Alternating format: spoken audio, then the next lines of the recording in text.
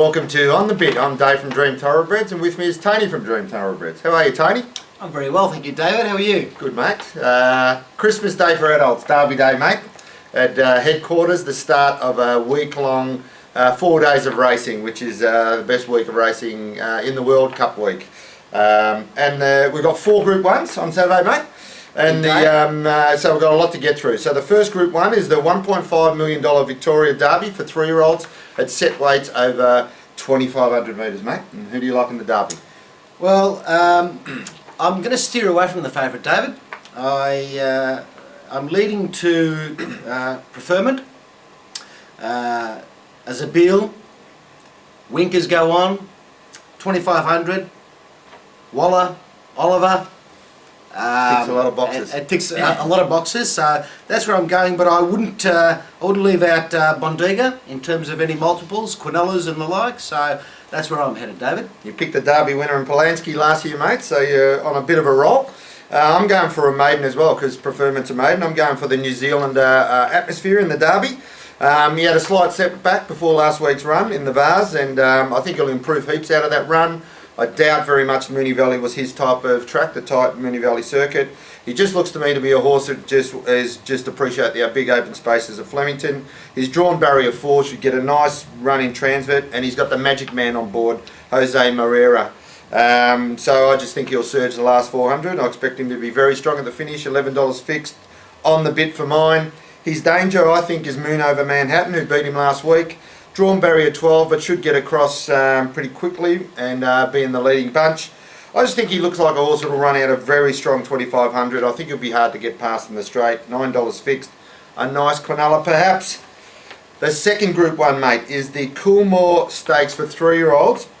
At set weights over 1,200 metres, mate. No, very nice race. What do you like in the Coolmore? It is a very nice race, and generally the favourites have had a good record in this. And I'm obviously not discounting Rich Enough, and it'll be a great story for Kenny Keys, who just missed out on the other jewel a couple of weeks ago. But you know me, David, I tend to go for value, and I want to give the punters value. And there's a SJC, significant jockey change, on a horse that I think is flying but not being ridden well, being very wide in both of its runs, but still run on extremely well, and that is Scissor Kick.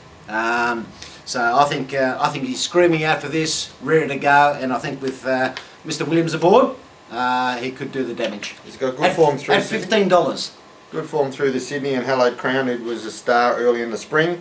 Again, Rich Enough is the measuring stick. He'll have plenty of admirers. I'm not knocking him either, but I do think he tends to be a bit unders in the price. I think he's coming off a hard Caulfield Guineas run, dropping back 400 metres in distance. Just might be vulnerable.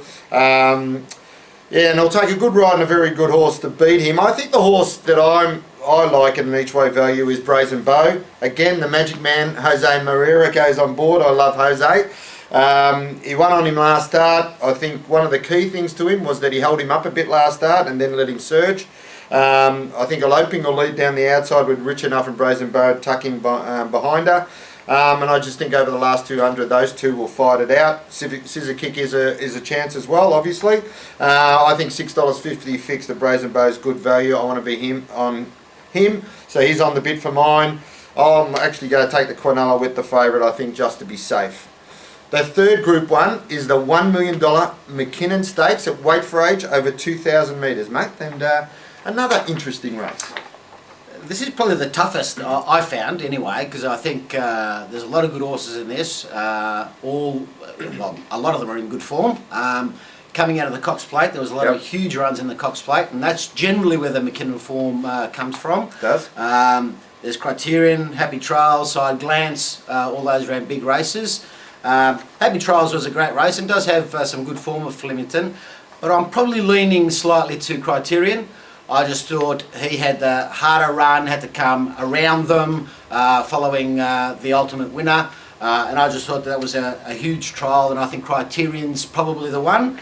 Although there is a little sneaky in there that I again won't be dismissing in terms of some multiples, and that is Lloyd Williams' import, Amrella. So I think there's a big watch on him at good double figure odds, but Criterion's the one for me. Yeah, I'm gonna go for Amrella. I just think the internationals have sort of been dominating this spring, and seen his video. He's a horse who I think will lead from barrier 4. I think he'll be able to roll along and get a nice comfortable lead with Chad Schofield on board, who knows how to ride a leader well, winning the Cox Plate last year on the Seamus Award. I just think he'll roll along unchallenged. And I'm a bit worried about that Cox Plate run last week. I think a few of them might have had a really hard run. I'm not sure how they'll back up. This horse's form improved when they dropped him back to 2,000 metres from 2,400 metres. So he's $10 fixed. I think it's very juicy odds for mine on the bit. I think the mare Rising Romance with James McDonald aboard will run a mighty race again. She's drawn barrier 12, but will probably tuck in behind them. She was given a great ride in the Caulfield Cup, and it took a freak at Maya Rakti to run her down. I think she'll be rock hard fit and be right in the finish. And also Happy Trails. I've been tipping him all spring. I just don't think he's ever had any luck all spring. I've got to give him another chance. He's got good form at Flemington. He's $10. He's still each way odds, so you can have a few multiples around all of those and maybe get a good result. The final Group 1, another really hard and even race, is the Maya Classic for fillies and mares over 1,600 metres at set weights, mate. And who are you on in the Maya? Well, it's in these days, over the Spring Carnival, really a weekend goes by without DK Weir saluting. Yep. And I think he might have the winner here in May's Dream. I think she'll love the open spaces of Flemington. I think there'll be a genuine tempo in the race, and I think that she'll be the one probably running home pretty hard. And again, for a little bit of value in multiples and the like, I'm not going to dismiss a favourite mare of mine, and I know she's not particularly, the form doesn't read particularly well, but Benaria, who's got great Flemington form, particularly over the mile, I think will be running into a place somewhere, so hopefully in a Cornella with May's Dream, but DK Weir to salute in the last. Yeah, I think there's going to be a good pace on in this race as well. I do think looking for those horses that are going to sit sort of 3 or 4 pairs back where May's Dream's going to be. I thought the horse I'm going for is Nina Rock, the New Zealander, drawn barrier 6. I think she'll sit midfield. I'm potting the on paces a little bit in this race. I do think they'll sort of come off that pace.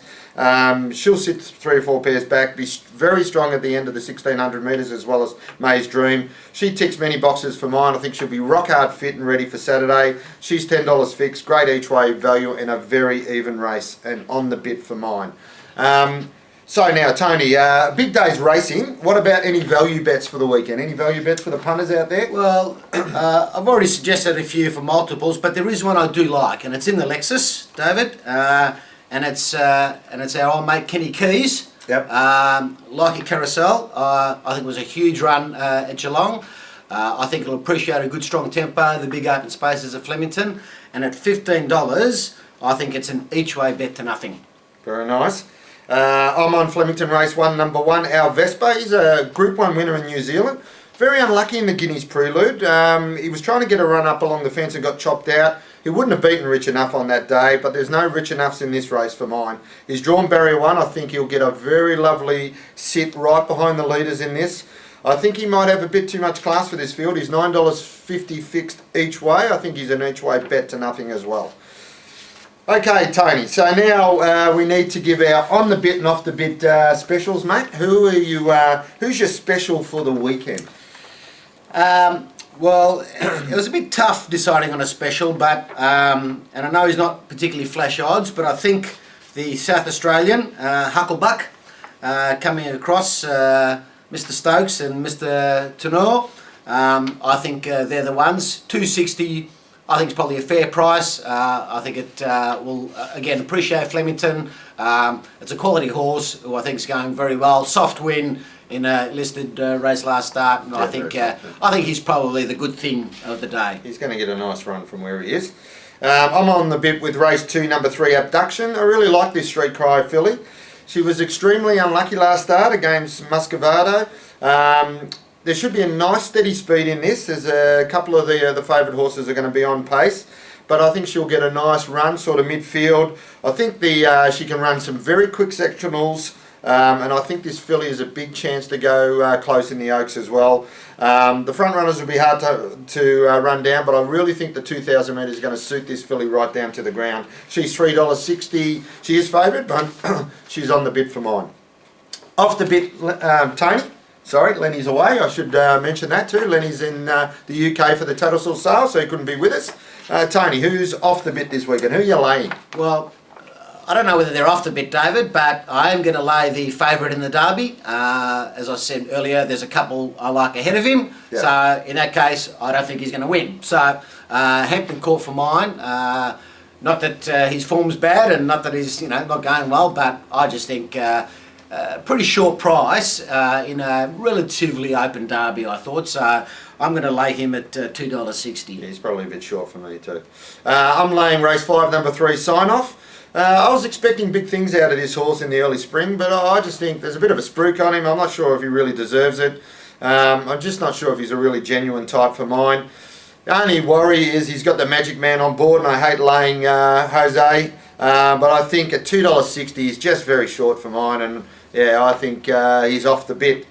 Now, Tony, because we won't be back here for Melbourne Cup Day, you got any early Cup tips for the punters out there? Okay, well, I think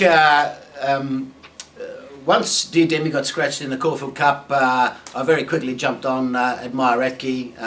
The international form, particularly the Japan form, always seems to hold up. And I do think he will run another big race in the Melbourne Cup. However, $4 is probably a bit short in a Melbourne Cup for mine. So, again, from a value perspective, I'm going for the Godolphins to finally salute. And I'm going for Cavalryman. Yep. Craig Williams aboard for the Godolphin team. This horse beat Brown Panther in the Goodwood over 3,200. Yep. Great form for mine. He'll run a strong 32. Willow will give him a great ride. Yeah. And at the ridiculous price of $26, I can't but not have a each way tip on him. Yeah. Well, I think we're both settling around the internationals. It's very hard to pick the local stars nowadays in the Melbourne Cup. Again, Cavalryman I think comes in with good form. I settled on Mutual Regard, who won the E-Ball handicap last start in the UK, which is a very good lead-up race for this Melbourne Cup. He's down to 55 kilos, 55 kilos in the Cup, trained by Johnny Murto, who was a gun jockey in his time. He's a true stayer, suited by the 3,200 metres. He's 12 to 1 each way. I think you'll get a lot better on the tote on Saturday because nobody of the locals will back him. I just think he's a good one to throw in the exotics as well, and he might get a nice big collect. Good luck for the weekend. It's a fantastic day of punting. We'll be there around the Manning Yard, Tony, won't we? And so anyone wants to come up and say hello. And we'll see you for next week for the Emirates Stakes Day edition of On the Bit. Good luck. Get involved.